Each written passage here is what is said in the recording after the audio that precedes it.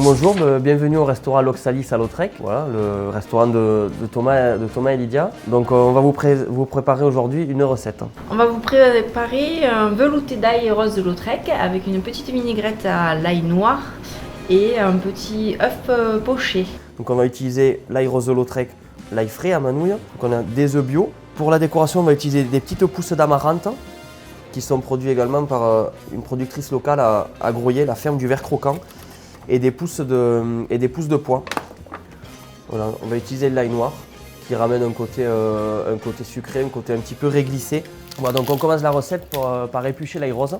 Donc on l'épluche, c'est de l'ail de cette année, de l'ail frais, donc on n'a pas besoin de le dégermer. Nous on le dégerme pas, tu le dégermes pas? Non mais c'est pas une bonne.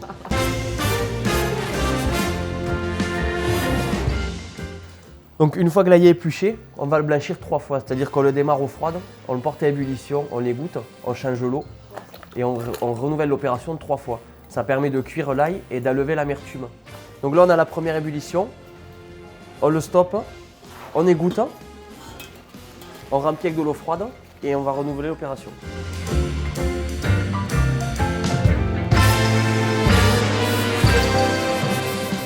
Pour préparer le condiment à l'ail, c'est pareil, on épluche l'ail noir.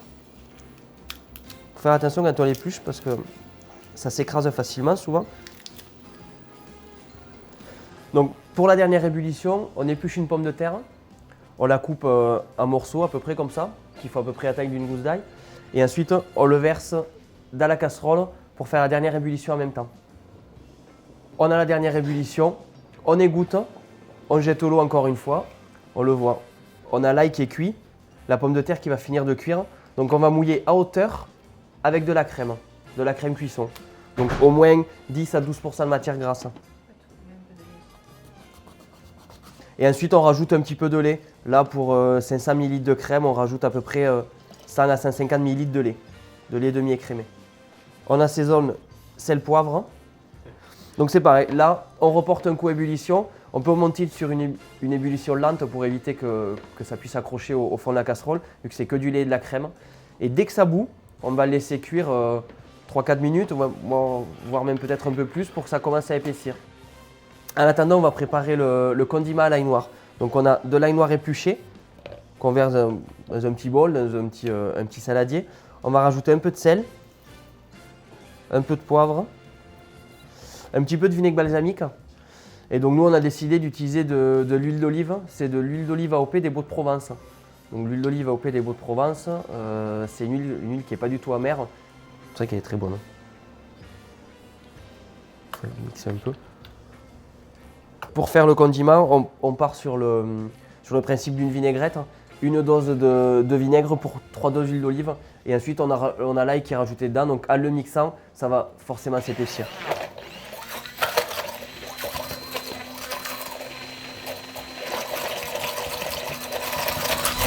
Ouais, il y a des petits morceaux, c'est pas très grave, c'est l'ail noir, c'est normal.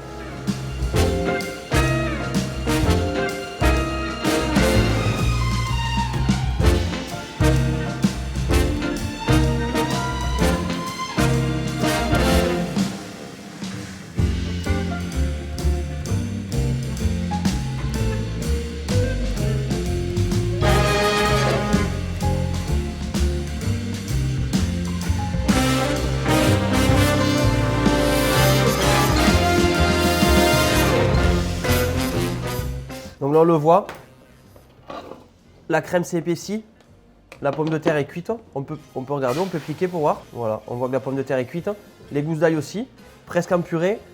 Ce ne sera jamais surcuit.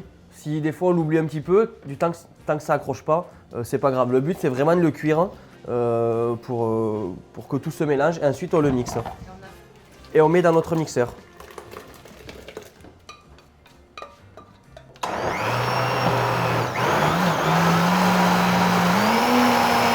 Le dernier élément de la recette, les œufs pochés.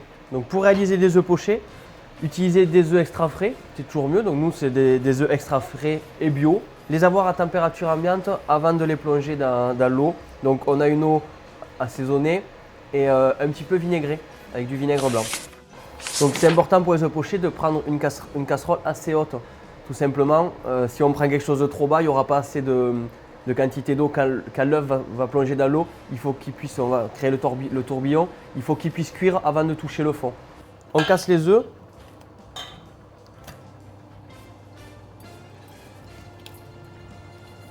Une coquille. Voilà, donc là on a l'eau qui frémit. On crée un petit tourbillon. Alors c'est pareil, ça sert à rien d'y aller trop fort. Et ensuite on va déposer les œufs un par un. Donc là on en a 2 dans le cul de poule. On va en faire tomber un et ensuite le deuxième. Quelques minutes suffisent. On s'aperçoit déjà que le blanc c'est bien entouré autour du jaune. Il faut compter à peu près 2 minutes, 2-3 minutes.